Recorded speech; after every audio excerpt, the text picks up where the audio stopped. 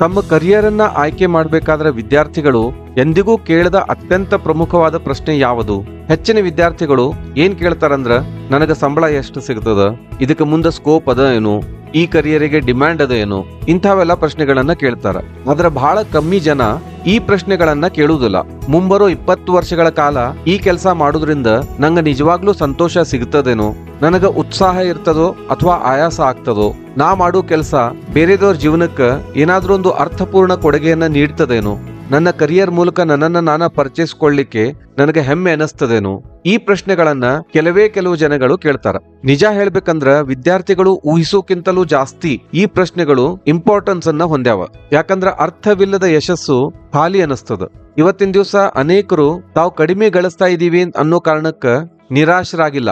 ಆದ್ರ ಪ್ರತಿದಿನ ಬೆಳಗ್ಗೆ ಎದ್ದು ಅದ ಕೆಲ್ಸಕ್ಕೆ ಹೋಗ್ಬೇಕಲ್ಲಪ್ಪ, ಮಂಡೇ ಮಾರ್ನಿಂಗ್ ಬಂತಲ್ಲಪ್ಪ ಅನ್ನೋ ನಿರಾಸಕ್ತಿಯನ್ನ ಅನುಭವಿಸಿ ಒದ್ದಾಡ್ತಾರ.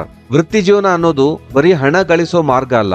ಅದು ನಿಧಾನವಾಗಿ ನಿಮ್ಮ ಆಲೋಚನೆಗಳನ್ನ, ನಿಮ್ಮ ಶಕ್ತಿಯನ್ನ, ನಿಮ್ಮ ಆತ್ಮವಿಶ್ವಾಸ, ನಿಮ್ಮ ದೈನಂದಿನ ಭಾವನೆಗಳನ್ನ ಮತ್ತ ನಿಮ್ಮ ಜೀವನದ ಉದ್ದೇಶದ ಅರಿವನ್ನ ರೂಪಿಸ್ತದ.